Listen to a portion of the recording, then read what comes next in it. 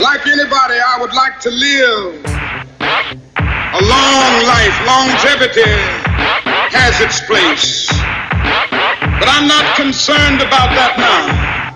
I just want to do God's will. And He's allowed me to go up to the mountain. And I've looked over and I've seen the promised land. On the other hand, that you have new evidence of his being productive and redeemed upon that life without parole. Why kill him? Williams was convicted of killing 4 people in 1979. Victims' relatives say Williams must answer to the murders. Meanwhile, Williams' supporters are holding around-the-clock vigil at San Quentin. In California, there's still no word from Governor Arnold Schwarzenegger on whether or not he will spare the life of convicted quadruple murderer Stanley Tookie Williams. It's a case that's captured national headlines primarily because of Williams' famous supporters, many from the entertainment world. NBC's James Hittori joins us tonight from outside San Quentin Prison in California. Good evening, James. Good evening, John. Governor Schwarzenegger is presumably still weighing his options in this case. There was no announcement today. Meantime, Williams' attorney has filed an 11th hour appeal asking the state Supreme Court to delay the execution. At Los Angeles churches this morning, community leaders concerned about violence breaking out on the streets Nobody in here is going to start a riot. called for restraint and understanding in the hours leading up to Williams' scheduled execution. We're asking them to show responsibility as well as concern for our community. We don't want anyone hurt. We don't want any rioting in our community. Yesterday, Williams' lawyer asked the California Supreme Court for a last-minute delay. Williams, a co-founder of the notorious L.A. street gang, the Crips, was convicted of killing 4 people in 1979, though he maintains his innocence. Everything is predicated on hearsay from individuals with irreputable backgrounds, facing capital punishment themselves or other murders or what have you. Williams' lawyers argue that prosecutors failed to disclose that one of the witnesses against him was not a U.S. citizen and had a violent criminal history, which prevented them from arguing that witness might have been the real killer. What they're trying to show is that Stanley Williams did not receive a fair trial because he was not allowed to argue that someone else committed these murders and that he was denied his due process rights because of that ruling. The bigger issues facing Governor Schwarzenegger: has Tookie Williams rehabilitated himself by denouncing violence, encouraging a gang truce, and writing children's books? And is there a lingering doubt about the validity of his murder convictions? And I will be reading and doing all the research on it so we make the right decision. That decision is now likely to come tomorrow as preparations for Williams' execution go forward. He's scheduled to die by lethal injection 1 minute after midnight Tuesday morning. John? NBC's James Hittori reporting. James, thank you. Good evening, I'm Diane Dwyer. The California Supreme Court tonight rejected an appeal for convicted murderer Stanley Tookie Williams. It refused to grant a stay of execution. That decision means Williams will be executed at 12:01 Tuesday morning unless the governor grants clemency or a federal appeal succeeds. NBC 11's Susan Sravo is here now with a look at why the governor is taking so much time deciding the clemency question. Susan? Diane, clemency is rare in California. The last request granted was by Ronald Reagan nearly 40 years ago. Schwarzenegger has already denied 2 other clemency requests during his tenure. Tonight, Williams supporters say they won't rest until they do everything they can to help him. At Los Angeles churches today, community leaders expressed concern about violence breaking out on the streets if Stanley Tookie Williams is executed. Nobody in here is going to start a riot. They're asking for understanding. We're asking them to show responsibility as well as concern for our community. We don't want anyone hurt. We don't want any rioting in our community. In San Francisco at an NAACP event, death penalty opponent Sister Helen Prejean, who wrote the book Dead Man Walking, asked the governor to spare Williams' life. I think Governor Schwarzenegger's faced with this decision, that here's a man who's changed his life. And late this afternoon, Williams advocates announced someone had come forward who may help exonerate the death row inmate. They streamed video of the witness reading a statement on the Save Tookie website. Have you had an opportunity to review this declaration? His affidavit has been sent to the governor's office, according to Williams' supporters. Meanwhile, there's no word on where Governor Schwarzenegger stands in his decision-making process. You know, we're talking about a real big vacuum right now. Nobody knows what's inside there. It's an extraordinarily lonely experience for the governor. NBC 11 political analyst Larry Gersten says from a strategic point of view, the governor would likely deny clemency since most Californians approve of the death penalty. But politics aside, it's a decision he'll have to live with forever. In the end, I'm not so sure that the governor is going to be as political about this issue as those around him might think. It's a very lonely, miserable decision. It's the one decision governors don't want to have to make because it's so final. Now, one of Williams' advocates said she visited with him today, and he told her that whatever happens, he is at peace with the situation. Susan Saravo, NBC 11 News. Susan, thank you. San Quentin Prison, by the way, has 650 death row inmates. That's more than any other prison in the country. A team of guards is now watching Williams for any unusual activity and records his behavior every 15 minutes. Today, crews cleaned and prepared the death chamber as well. Recent polls show about 2/3 of Californians support the death penalty. But in January, the Assembly is expected to hold a hearing on a bill that would suspend any executions until 2009. A big crowd is starting to gather outside the San Quentin prison tonight. This is a look from Chopper 11. We have crews across the state with reaction. NBC 11's Garvin Thomas is in Sacramento. Ethan Harp and Christian Cafton are at San Quentin. We begin tonight with Christian.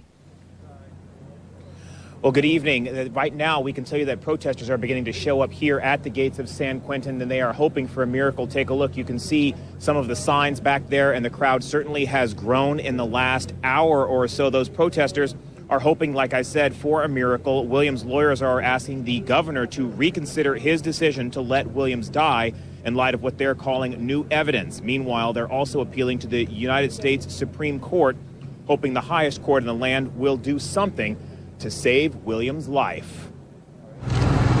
For most of the day, only a few protesters gathered at the gates of San Quentin, still hoping Stanley Tookie Williams' life will be spared.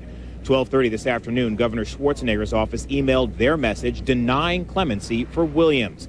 The Reverend Jesse Jackson, one of Williams' visitors today, learned live on television when an assistant held up a notebook.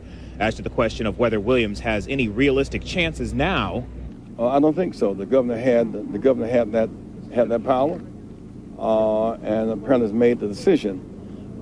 I kind of feel that the hearing last week was a ruse. At that clemency hearing, prosecutors argued there was no doubt Williams killed 4 people in 1979 and should pay the price. The evidence in this case is truly overwhelming, and that the murders were senseless, they were very brutal, and that Mr. Williams should pay the ultimate penalty for his crimes. Williams has steadfastly denied committing the murders that sent him to death row. And the Crips co-founder has become an outspoken gang critic. Visitors like Jackson say he is at peace with his fate. He said, I feel good. I feel at peace with myself. I've been in the valley, in the shadow of death before, and so I stand at this moment, he said, without fear. The last of Williams' visitors are scheduled to leave right about now. Williams will be moved to a cell near the death chamber, where he will have one last chance for life. We will make one last final call to to see if there's any stays from the courts or from the governor's office. Just a real simple process. Now, in just the last 2 minutes, we've received notice from the governor's office that they have denied Williams' request for a reprieve. So at this point, everything appears to be on track for Stanley Williams to die at 1 minute after midnight tonight. Late today, Williams also reversed himself on a decision that he had made earlier. Previously, he had said that he did not want any friends or family to attend tonight's execution. Earlier today, we learned that he has, in fact, asked for some of his friends and acquaintances to attend tonight's execution. For now, reporting live at San Quentin, Christian Cafton, NBC 11 News. Preparations for Williams' execution are underway this evening as the clock winds down to midnight. NBC 11's Ethan Harp is live at San Quentin, where he spoke with prison officials about the final hours before an execution, and he joins us live with the details. Ethan. And Lisa, we'll pick up where Christian left off. As he said, those last visitors should have been escorted out moments ago. We are told things are running on schedule, so for much of the rest of the evening, it will be just him and the guards. At any time, he will be moved from a visitation cell to what is called the Death Watch cell. That sits right next to the execution chamber. At 7:15 tonight, he will be offered his last opportunity for a last meal. So far, he has declined that meal. The cell will include a small television, a radio, and if he wants to read any documents, he can request them and they will be brought to him. Then at 11:30 p.m., witnesses will be brought in as Williams is strapped down to the table. At that point, after he is strapped down, a curtain will open, revealing both Williams and the witnesses to each other. Now, despite all the attention, both around the world and just outside these gates, prison spokespeople say for them, this execution is being treated no different from others. Yes, everything is proceeding according to plan. The staff here are very professional. They have the experience and the training to carry out executions in a dignified and professional manner. Now, as is standard policy, anytime there is an execution, the entire population, the inmate population here in San Quentin, is on lockdown. We are told Williams today received some 50 pieces of mail, correspondence, packages, small packages. Those are being searched right now, and then if Williams wants to spend the evening looking through those, he can do so. If the execution takes place, spokespeople tell us, based on past experience, it takes about 20 minutes for the lethal combination of drugs to take effect before the inmate is pronounced dead. Live at San Quentin, Ethan Harp, NBC 11 News. Members of several civil rights organizations opposing the death penalty gathered in San Francisco just after the governor's decision. Some representatives called on a moratorium for executions. Others pointed the blame at the governor for not stopping the execution and bowing to politics. Governor Schwarzenegger's decision to kill Stanley Williams is a shameful failure of leadership and a collapse of moral courage. It is politics as usual by one who claims to be above such cowardly power-mongering. And the question is, how are we made safer by this mindless, brutal act? A member of Amnesty International added that he's upset over the tone of the governor's clemency statement. Pleas from Hollywood stars and a petition with 50,000 signatures was not enough to convince the governor to grant clemency for Williams. NBC 11's Garvin Thomas is in Sacramento tonight with the reasons behind Schwarzenegger's decision. Garvin?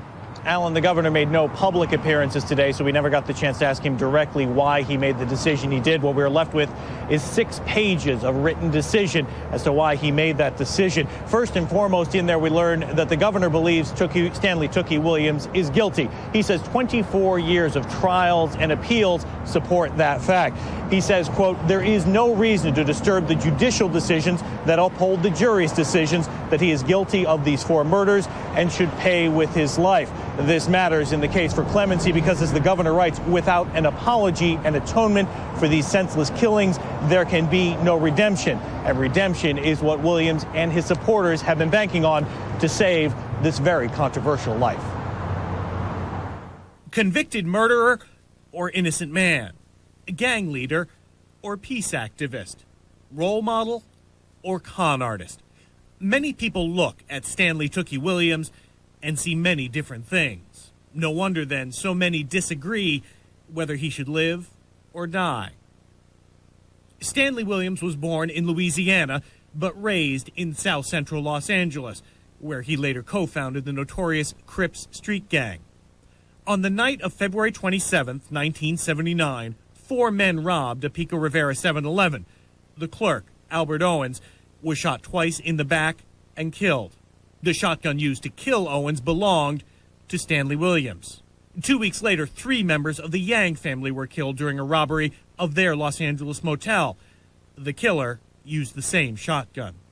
Williams was convicted of all 4 murders and sentenced to die. But during his 20-plus years in prison, Williams claims to have seen the error in his ways.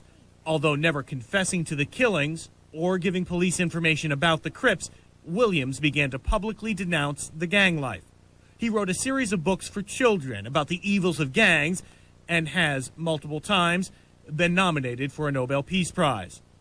It is because of his work promoting peace that many have rallied to his cause, saying Stanley Williams can do more for society alive than dead.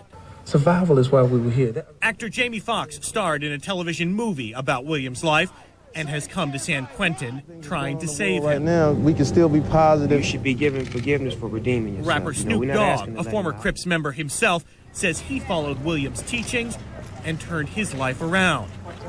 For all that has changed, though, one thing has not. Those 4 people are still dead. Does the system mean that after you're convicted, they say that you're guilty, that through a PR campaign, you then can reverse that? Laura Owens was Albert Owens' stepmother. I think he's a cold-blooded killer. I think he's manipulating, has been, all of his life. All his court appeals used up, on December 8th, Williams' lawyers were given one last chance to save his life. A half hour in front of Governor Arnold Schwarzenegger to plead their case. The prosecution was there as well and gave their side of the story too. In the end, the fate of one man rested squarely in the hands of another. And that man decided today at 12:30 Pacific time to deny the appeal for clemency. As we had just reported a few moments ago, Williams' lawyer had asked the governor to reconsider that decision. He will not. Reporting live from Sacramento, Garvin Thomas, NBC 11 News. Next on Eyewitness News, Crips co-founder and convicted killer Stanley Williams set to die at San Quentin in 61 minutes. Tonight, the traditional offer that Williams rejected, how he is spending his final minutes instead. 26 years after he killed 4 people, tonight, in 1 hour, the state will kill Stanley Tookie Williams. The murders happened in 1979. First, a 7-Eleven clerk in Whittier, and then a couple and their daughter in an L.A. motel.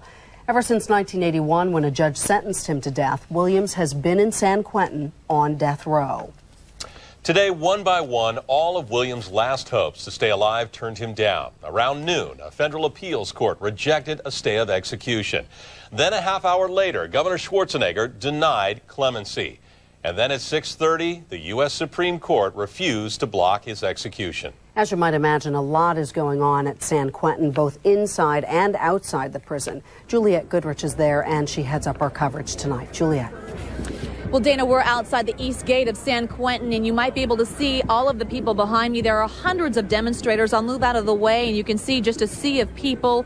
There are signs, candles. You can't even see the gates to the prison itself because there are so many people. All of them here tonight protesting the death of Stanley Tookie Williams.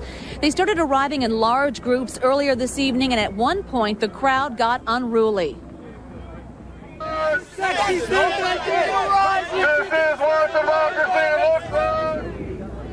This scuffle broke out between 2 groups of demonstrators. It just shows the level of emotion out here tonight. But barring any last-minute legal surprises, Williams will die by lethal injection. Many here tonight are upset with Governor Arnold Schwarzenegger for not granting clemency. Discussed it with Governor Schwarzenegger and his decision. His decision is political. A wise man once said the death penalty is about 3 things: politics, politics, and politics. And what we've seen today is that Governor Schwarzenegger is another cowardly politician. In our exclusive Eyewitness News poll, a statewide poll taken late this afternoon, 63% polled think it was right to deny clemency. But obviously from the sights and sounds outside of the prison gates here, quite a different story. I'll be covering all of the activity outside of San Quentin, but inside we're going to be going live to Manny Ramos, who has the latest on the final hours of Stanley Tookie Williams. Manny. Well, Stanley Tookie Williams is all alone right now, Juliette. He has refused the company of a spiritual advisor. Now, behind me, you can see a red light. Right below that is the death chamber. Williams is described as being quiet, thoughtful, and being very courteous to the staff. Williams is now sitting right next to the death chamber. The creator of the Crips spent the day in a conference room, eating snacks and talking with a rotating group of 8 visitors. Is he scared? I don't think so. I think there's an anxiety, even a fear, but it's not a paralyzing fear. He has faced the shadows of death times before. At 6 tonight, he was moved to the death watch cell. He did not request a last meal. Instead, he's been sipping milk and maybe trying to keep his mind off of midnight. He has been watching television. He has received the last bundle of letters that came in the mail today. Most of the letters were from people just expressing their thoughts to him, offering spiritual encouragement, letting them know that they were praying for him.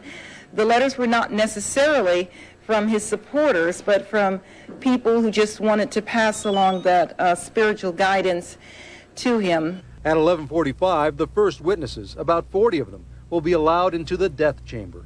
10 minutes later, the 17 media witnesses will be seated. At midnight, 1 minute before the execution, the governor, the Supreme Court, and the warden are all called to make sure there is no last-minute reprieve. At 12:01, Williams is strapped on the table. Williams has asked that 5 people close to him be his personal witnesses and watch him die. Now, 5 family members of the victims are also on the witness list. We are told that Williams said goodbye to his visitors at 6 p.m. tonight. We are told, Juliet, that there were some tears and that some people were very angry. You know, Manny, in past executions that you and I have both covered, this crowd certainly hasn't been this big. There are hundreds of people out here tonight. I'm just wondering, in the research you've done on the Williams case, why he has such drawing power, why people are so passionate about him. Well, he is definitely a high-profile person here, Juliet, probably the most high-profile person executed at San Quentin. As a matter of fact, the Department of Corrections told me more than 9 months ago that they expected a huge crowd out here because of all the books, obviously, and of the movie. Also, the people around him, his supporters, have been very vocal and have been able to be talking. They've been getting on the media as much as possible, Juliet, in the past year. All right, Manny Ramos from inside prison grounds. Thank you, Manny. Well, I can tell you that this crowd does continue to grow, although it is quite peaceful right now. Let's go now to why Governor Schwarzenegger denied clemency. 2 words: personal redemption. That was at the heart of the matter. In his written denial, the governor notes Williams never owned up to his crimes or showed any real remorse for murders carried out by the Crips. That's the gang he co-founded. He writes, without an apology and atonement for these senseless and brutal killings, there can be no redemption. Here's CBS 5 legal analyst LaDoris Cordell. Read this decision. This wasn't even a close call for the governor. And it almost as if he granted the hearing this case, and he didn't have to make a statement and to set the standard for how he's going to consider clemency requests when they come to him. And his first criteria is you must apologize for the crime, even if you're innocent. The governor reinforced the proof of Williams' guilt was strong and compelling. He also said Williams' anti-gang messages haven't had any effect on the pervasiveness of gang violence in crime-ridden neighborhoods. Obviously, you would get a differing opinion out here outside the gates of San Quentin tonight. We're going to have continuing coverage. I'll be out here all night long. Manny Ramos inside. We're also going to have streaming video on our website. You can log on to CBS5.com and get the latest on the developments here. Again, at 12:01, Stanley Tookie Williams is expected to die by lethal injection. At 12:25, there's expected to be confirmation if all goes as planned. And then witnesses will speak at 1 in the morning. All of this on our website, CBS5.com. So for now, I'll bring it back to you, Dana, outside prison gates at San Quentin. Juliet Goodrich, thank you very much. There will be a news conference shortly after the execution, probably about 1 a.m., with people who watched it all happen. We will stream that news conference live on CBS5.com. There will be 2 lines put into his arm. One will be used for the actual execution. The other is a backup in case there is a problem. They will administer 3 different injections, and in between each one, saline will be run through the lines to clear the lines. The first one will be more or less a sedative to put the inmate to sleep. The second one will be a paralyzing of the diaphragm and the lungs. Essentially, it stops the inmate from breathing. And then finally, the last injection stops the heart. Now, the inmate, when he goes into the gas chamber, has a series of monitors strapped to him, and it's through those monitors that a doctor outside of the chamber itself will be monitoring his heart rate to see when his heart stops. And then it will be declared that he is dead. And then the media and the other official witnesses, as we say, they are on the other side of this octagonal execution chamber that you've all seen pictures of, the green kind of chamber. And they will be escorted out of the chamber. The media witnesses will walk behind me here. We'll actually see them when they come back. They will go into a room up to a stage, and it is there, we're in groups of 6. There are 17 witnesses. They will begin talking about what they saw. And again, they are the official eyes and ears of the public for a state execution. Now, that's what we can expect here. With a lethal injection, it's probably from start to finish. By the time they get back here, we're probably talking about 12:20, 12:25 before we actually get the word that he has been executed. Then after the official media witnesses speak, the warden here at San Quentin will speak, and he will tell us if there were any last words. The warden is in the execution chamber with the inmate, and I know when I was there with David Mason, the warden bent down and asked him if he had any final words. They were whispered to the warden.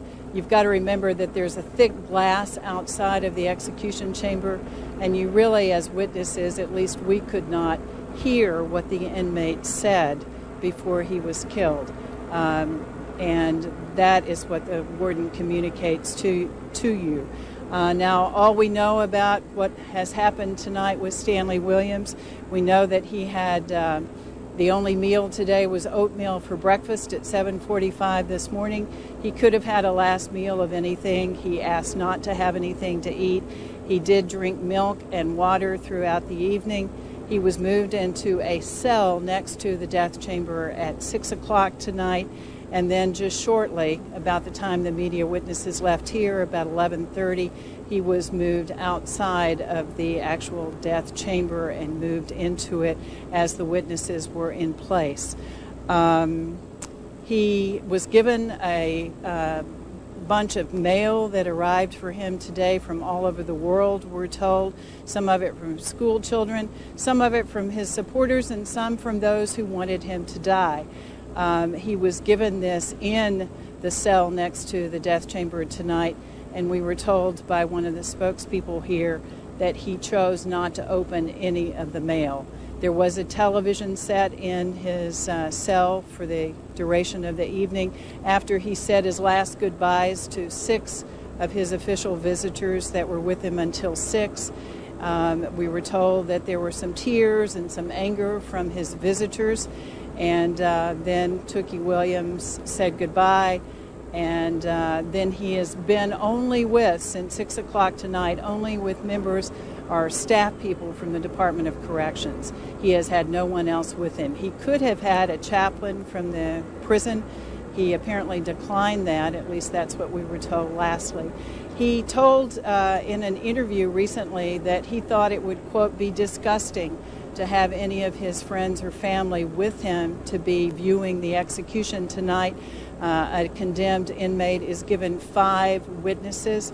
However, we are told this evening he changed his mind, and he did ask that 5 people close to him, and the prison will not reveal who those people are. They'll have to tell us themselves.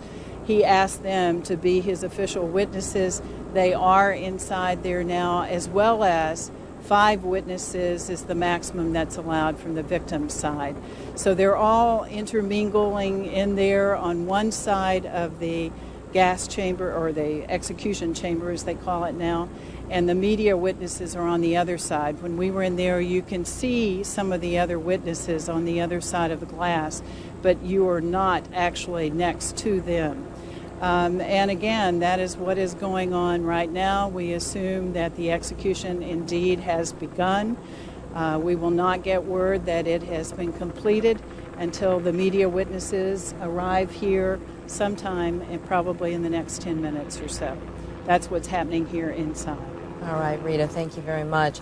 50 people are allowed in to sit into those risers as they wait, and he is probably on the gurney as we speak right now. 17 of those, as Rita mentioned, are the press, but sitting down on the very front row will be the families of those that Tookie Williams was convicted of murdering. She also mentioned that there were 3 drugs. Sodium pentothal is the first drug, for those of you that are interested. 5 grams are administered to put him to sleep. The lines are then flushed, as she said, with saline solution.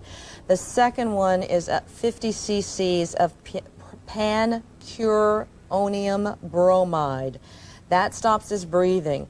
Those lines are flushed again. The third plunger is 50 cc's of potassium chloride to stop his heart. Now, as we await word from San Quentin, a bit of perspective, 51-year-old Stanley Tookie Williams would be the 12th person to be executed in California since the state legislature reinstated the death penalty in 1977. Williams and a friend co-founded the Crip Street Gang in Los Angeles in the early 70s. In the late 70s, Williams was arrested for murder, and in 1981, a jury convicted him of 4 killings. They included a 26-year-old convenience store clerk and a husband, wife, and daughter at a Los Angeles motel. All of those murders occurred during the robberies. Williams has maintained that he is innocent of these crimes the entire time he has been in prison, which has been for 2 decades now, but he could not get a court to throw out his conviction. He could not get them to reduce his sentence. While on death row, he wrote several children's books urging young people to stay away from gangs. He was nominated for the Nobel Peace Prize and literature prizes, many of them. But in the end, none of that impressed the governor or the courts. The governor denied clemency, and the courts turned down each legal appeal. The chain of events leading up to tonight's execution unfolded quite rapidly in the past 12 hours. The first major development came at about noon when the Ninth Circuit Court of Appeals in San Francisco denied Williams' request for a stay. A 3-judge panel said there was no clear and convincing evidence that Williams was innocent. And then just a short while later, Governor Schwarzenegger turned down Williams' request for clemency. You recall the governor held a 1-hour hearing on just several days ago, with each side being given 30 minutes to present their case. One side for clemency, the other side for the execution to go forward. The governor said Williams' continuing insistence that he didn't commit the 4 killings for which he was convicted made him question if Williams had really reformed. The governor wrote, and I'm quoting, "Without an apology and atonement for these senseless and brutal killings, there can be no redemption."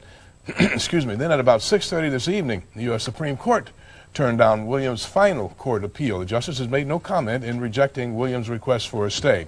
Williams' lawyers then made a final appeal to the governor. They sent the governor a letter saying that they had new sources, new witnesses who had come forward who could help prove Williams' innocence. They asked the governor to stay the execution for 60 days so they could have time to check out those appeals. The governor acknowledged getting that letter, getting the appeal from the lawyers. He turned down all of those appeals. Now, one of the things that we keep hearing about is the word redemption. That was the name of the movie that was made regarding Tookie Williams. And redemption, according to the governor and what the governor wrote today, and I'm paraphrasing now, includes asking for forgiveness. And since Tookie Williams never admitted that he killed 4 people, redemption, in the governor's words, was not an option. Over the past several weeks, Williams has given several interviews to different media outlets. In an interview with the New York Times conducted 2 weeks ago, he was asked about the prospect of his execution. He said, "I will go through it. I'll go through it with dignity and integrity, with love and bliss in my heart. I smile at everything, and I'm quite sure I'll smile then, too. I smile to myself, and I don't worry about it." Now, excuse me, I wonder if we can go back out to Rita Williams, and I'd like to ask her a couple of questions if my producers can get Rita up. Rita, if you recall, now you explained the process that's going on right now, that probably it is underway. But you recall, I think it was about 12 or 13 years ago, I believe it was Robert Alton Harris, where this whole process got disrupted in a very prolonged way. Am I correct? Was that Harris, where it went on into the night and until 6 o'clock the next morning? He kept getting appeals, and the courts would stay the execution, and finally it was 6 or so the next morning before anything happened. You're absolutely correct, Dennis. That was Robert Alton Harris, who was the first one executed. That was by lethal gas here at San Quentin after the 25-year moratorium, more or less, where there were no executions. And that went sort of back and forth. He would get a stay, then another court would turn it down, or an en banc hearing would be held, or whatever. And so it bounced back and forth. I was out here and with his attorneys that night in San Francisco for part of the evening. They would go from joy to complete utter sadness that it would bounced back and forth, and it was, as I recall, dawn was breaking here when he finally was put to death. And let me explain that, Dennis, because when a death warrant is issued by a judge, it is issued for a certain day. And as we know, the death warrant here for Stanley Williams is for today, Tuesday. And that is a 24-hour period. So he could be executed at any point in those 24 hours. So let's say, I mean, we don't think that that is occurring now, but let's say that there were a stay going on right now. That could continue back and forth, a stay, and then it could be lifted, and then there could be another stay, and he could still be executed within the next 24 hours as long as it is indeed today. Now, if it turns out it goes on until Wednesday, then he would not be executed. If it makes it till midnight Tuesday night or tonight, then that death warrant is no longer valid, and he would have to go back to court and be rescheduled for an execution. But you're right, it was Robert Alton Harris. We don't expect anything like that to be going on tonight, though, of course. Well, his final appeal was turned down by the governor as far as we know.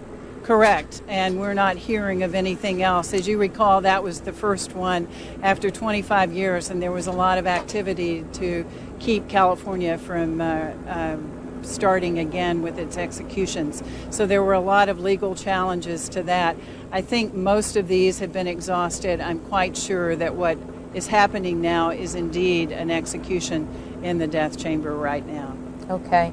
Earlier, one more quick question, Rita. We heard that, of course, it was reported earlier that there was a witness that came forward and said that he could prove that Tookie Williams was innocent, and there were some last-minute rushes to get that information to the Ninth Circuit Court of Appeals.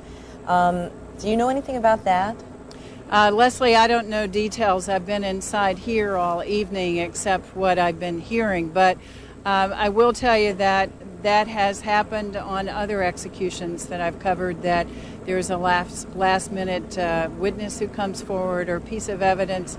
And I'll tell you that the courts usually do not figure that that is any reason to stay in execution, that they figure that, as we know in Stanley Williams' case, he's been on death row now for, is it 24 or 25 years, and that there's been a lot of time for a witness to come forward. And they usually do not grant those. Okay, and we want to reconfirm that the governor has turned this down twice and has said no twice. That's correct.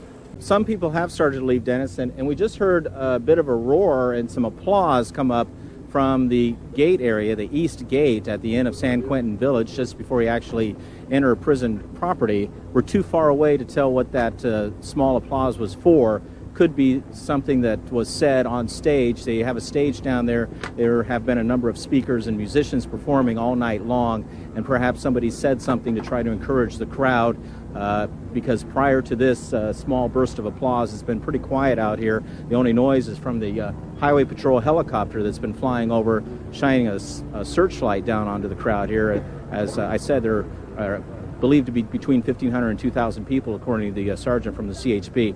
A lot of people here from all over the Bay Area, and some people from the East Coast that I've talked to tonight. This woman here is from the Montclair neighborhood in Oakland. Tell me why you came out here tonight. Basically to just have and show peaceful support for Tookie Williams, and to hopefully show the governor that people of California care about this issue, and we don't believe in the death penalty. What's going through your mind right now? Because in all probability, the execution is being carried out as we speak. It's a sad day in California, for sure. I think that this whole thing, I'm very grateful that the media has given it such attention, especially in the hip-hop community. They have definitely reached out to the youth and the young people, and I think that this just shows the younger generation how important it is to choose our leaders wisely, and to make sure that we have people in office that are going to actually represent us and our communities. Sir, do you think this execution is going to mean anything to the African American community? Oh yeah, it definitely is. I mean, Arnold needs to know that this is not Texas. You know, we here in California, we don't support the death penalty like that. You know, I mean, would he go to Austria and execute some of his people like this? I mean, this is ridiculous. This is crazy. I mean, and all the support, you see all these people out here. I mean, there's about 10,000 people or so out here. And I thought it was going to be a small crowd out here. And I'm just happy that all the support came out here for this man. You know, I didn't know this man, you know, and I feel for the victims too. But, you know, we didn't support their death neither. And we definitely don't support, as Californians, I don't think that we as a whole support this. I noticed that you brought, I take it this is your son? Yeah, it's my son, Hardell. Okay, I wanted to show him this. has he read any of the children's books that Tookie Williams has written, or have you talked to him about it? No, but I'm pretty sure he's going to be interested. He's definitely going to ask me about it. Okay, thank you very much. All right. There are, as I mentioned earlier, there are tables set up, people trying to gather signatures, petitions, people to sign up on various organizations that oppose the death penalty. So there's that kind of activity here. There are small musical ensembles spread out around the street here, people on guitars. One person was playing a saxophone earlier. At times there was a little bit of a festival kind of atmosphere. There was a gentleman walking through here with a big backpack on with hot chocolate that he was selling to people. So it's a wide variety of things that are happening, but for the most part everyone is united against the death penalty, and they're out here trying to do what they can, at least show some support about how they feel about capital punishment. Dennis, Leslie? Okay, Ken, we'll check back with you in a bit. Now, as we mentioned, as Rita said, as Leslie mentioned, there is a process. And then the chemicals at lethal doses will be administered. The first chemical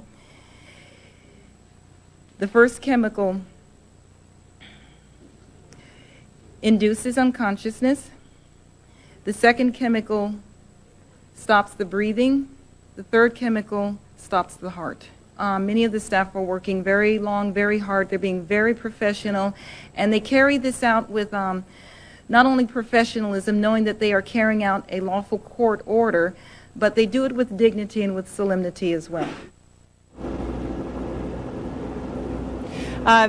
Rita Williams standing here, and I just wanted to mention that it doesn't matter how you feel about the death penalty. Being a witness to an execution is a very sobering experience. As I said, I watched David Mason be executed, and that was in 1993, and after that, the gas chamber was ruled to be cruel and unusual punishment, and so there has not been one since then. It took him some 20 minutes or more to die, thrashing about, and it was very difficult to watch, I will say, regardless of how you might feel about the death penalty. This, of course, is lethal injection, and when reporters started watching lethal injections, I think the first one was in 1996, it was reporters came in, or the official witnesses, and the curtains were drawn inside the death chamber, and when they were opened, all that people saw was the person who appeared to be asleep. They couldn't tell any difference. Some of the media protested that, appealed the way it was done then, and now it is the way we saw it with a gas chamber execution, where you actually see the inmate walk in. There are guards with him, but he walks in on his own accord. We watched him sit in the gas chamber, or in a seat in this case. They go to a gurney and they actually stretch out on the gurney, and then you see them putting the IVs into their veins. Now, the last one was Beardsley here, and I understand, I was not in there, but that they had great difficulty finding his veins. It took some 10 or 15 minutes for that to happen. We, again, don't know what's going on now. A little history, do you want to, in a little history of, I did some research tonight. It turned out that in California used to be that counties actually executed within their own counties by hanging, and that occurred until 1891, when the state legislature passed a law that it would be up to the state to then carry out executions, and those were by hanging, and it was both at San Quentin here and at Folsom Prison. And then, I believe it was 1937, the legislature passed a law that lethal gas would replace hangings. And the only gas chamber that was built in the state was built here in San Quentin. And so since then, there have been gas chamber executions here. I believe there were something like, on hangings, 307 people were hanged here between San Quentin and Folsom Prison. And then in the gas chamber before the end of executions in 1967, before they were resumed 25 years later, there were some 194 people executed by gas here, and 4 of those were women. And as we said, there were no executions then for 25 years. David Mason was executed in 1993, and it was then that the courts ruled that that was cruel and unusual punishment, and since then, death has been by lethal injection. Rita, this is Leslie. One of the things that we've been hearing from San Quentin, the officials there, was that he did never denounce the Crips as far as he worked out with them, he went out in the yard with them every day. That was a hard thing for prison officials to understand if he had denounced them. I'm wondering, is it possible when he chooses 5 people to go in there and witness this, that any of them are people from inside the prison, his friends? No, Leslie, I know that that is not the case. The people that he requested were already on his official list of visitors, so they were among the 6 people that he had been visiting with today. I know some of the visitors that were with him today were Jesse Jackson, were his spokeswoman that he did his books with from the East Bay. These were people that were pre-approved for him to visit with here on his last day. So no, there is absolutely no way that any inmate in San Quentin is allowed to view an execution. Now, Rita, when you were a witness and you were kept inside the prison, we understand it takes about 10 minutes for the convicted person to actually pass on.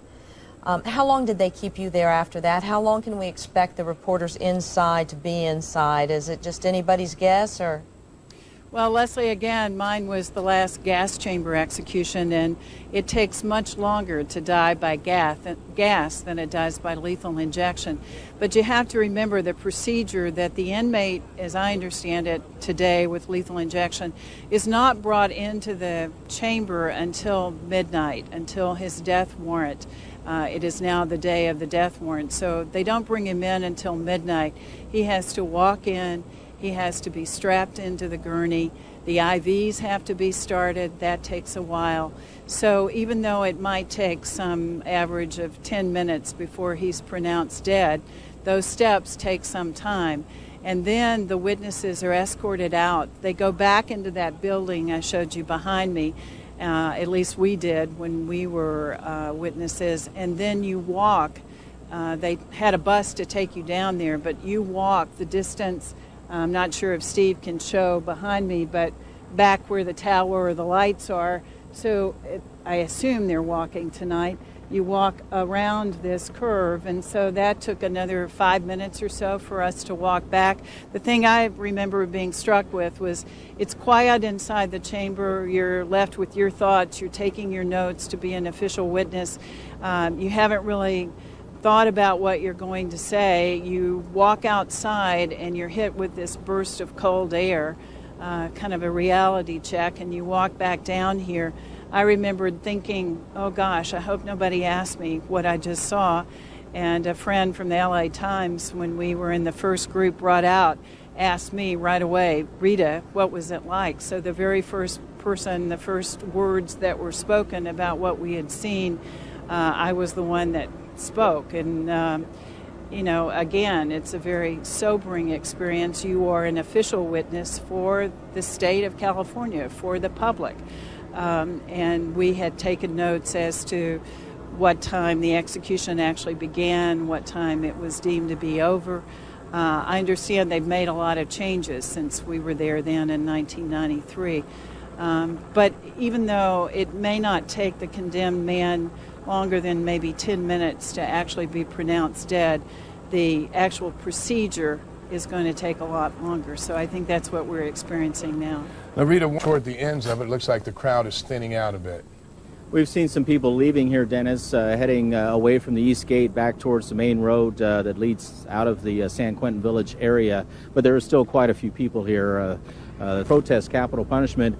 How did it turn out from your point of view?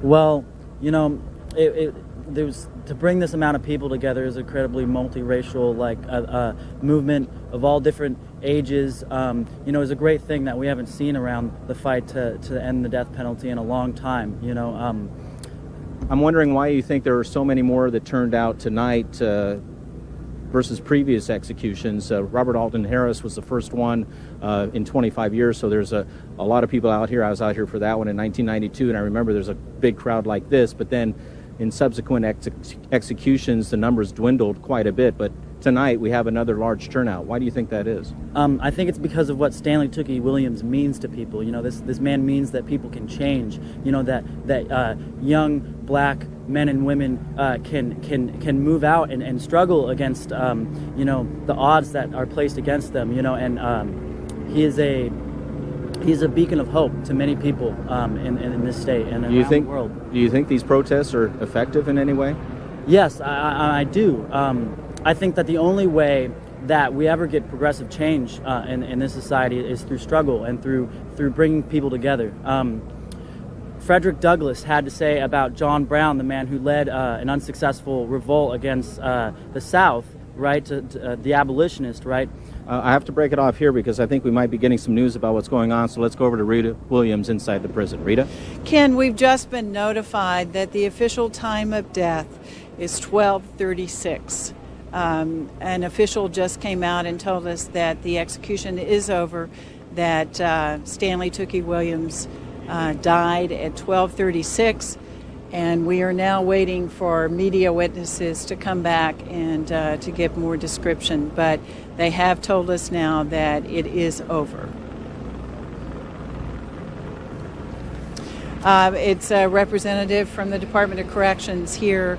That throng of reporters that you saw on the steps earlier, someone just came out and had gotten word by radio from as they left the execution chamber that he was pronounced dead at 12:36. And no description of what actually happened during the death. Did he was quoted as saying he was going to be smiling as he was leaving.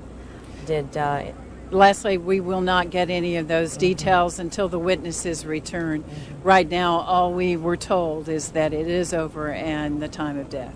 Okay, let's go back out to Ken and see if he can finish the interviews that he was doing while we wait for the reporters to come out and fill us in on what went on. Ken? Well, let me finish up real quick with what we were talking about. We just got information that the official time of death was 12:36, so that was just 3 or 4 minutes ago.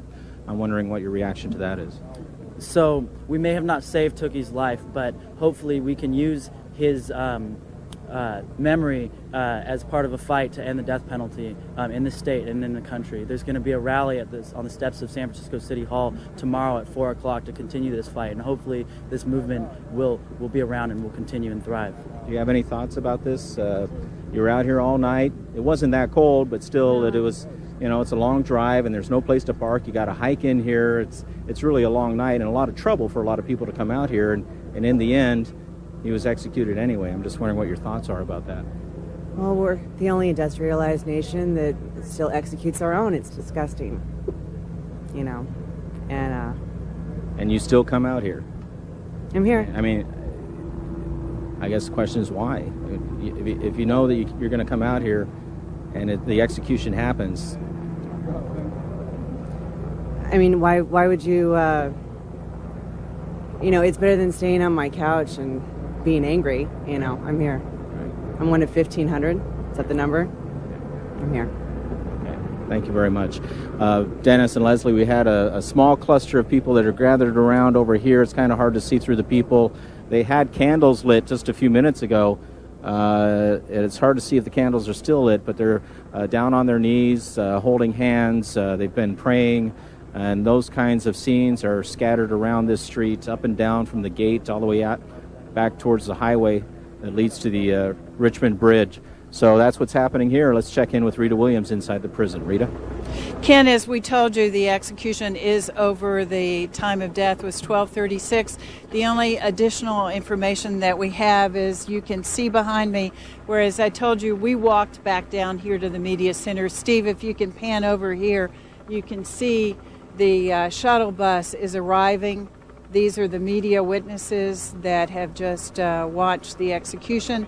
They are going to be unloaded here. They will go back inside. And inside they will start giving us descriptions of what actually occurred during the execution. Again, you will see them coming out here. Those are Department of Corrections folks. Now we're seeing the media witnesses. There are 17 media witnesses. They drew straws. Back when I was a media witness, somebody just tapped me and said, "You're first." But tonight they do it very differently. They drew straws for who is going to be in the first group of 6, and they will go to the podium inside where there is a pool camera, and as much as we would like to talk to them right now, they have been told that they cannot talk individually because they are official witnesses for the state. So everyone will hear at the same time when they get to the podium with a pool camera. You will be able to hear what they saw inside during the execution. Now, you'll be able to hear that. Where I am right now, I cannot hear that. So someone there will have to tell me when they start speaking. But they have now gone inside. We expect any minute now to start hearing the descriptions of what happened. Okay, Rita, this probably is bringing back very vivid memories from when you were with... Questions at the conclusion of each of their statements.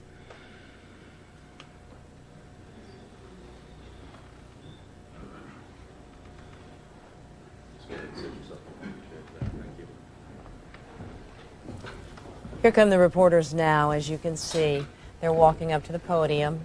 And as Dennis was saying, there are 6 of them first, and they're going to give us their collective view of what happened. It will be interesting to see the effect that it had on them watching this, and whether or not it went smoothly or not. Yourselves first and your affiliation. Would you start at the end, please, first? Steve Lopez, Los Angeles Times. Pardon? Steve Lopez, Lopez. John Simmerman, Contra Costa Times, Simerman, John with an H. I'm Kevin Fagan with the San Francisco Chronicle. That's Kevin Fagan. I'm Tony Lopez, Lopez, with CBS 13 and UPN 31 in Sacramento. Kim Curtis with the Associated Press, Curtis, Curtis. Brian Rooney with ABC News. That's Brian. Last name Rooney.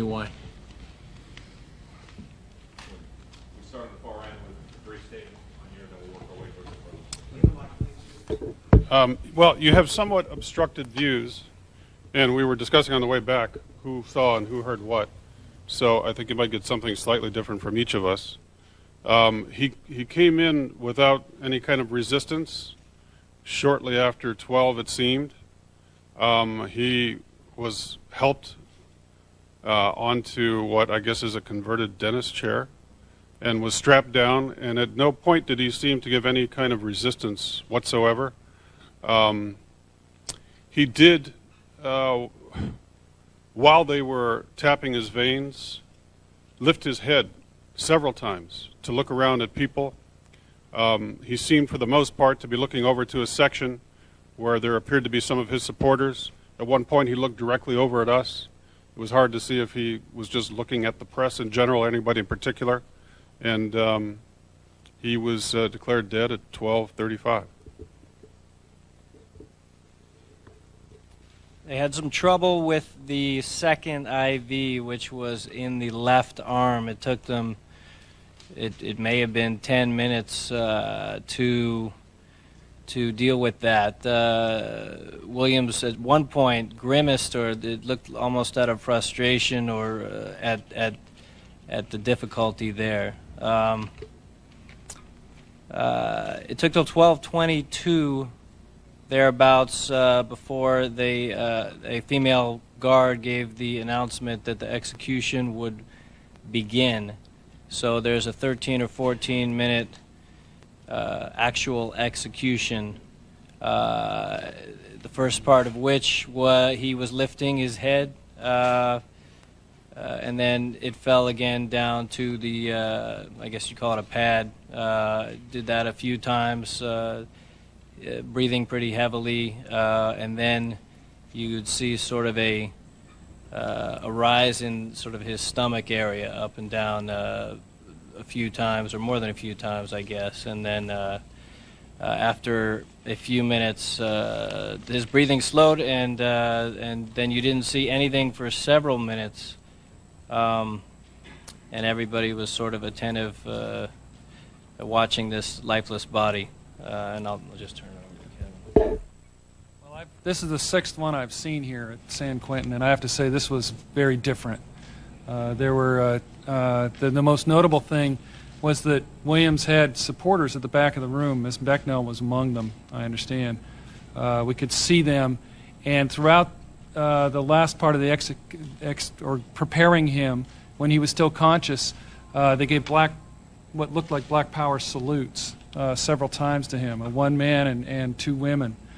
And most strikingly, at the end of the execution, as those three were heading out, they yelled, the state of California just killed an innocent man, which is the first time I've ever heard any outburst in the death chamber there. And the folks who were there on behalf of the victims, they were stony.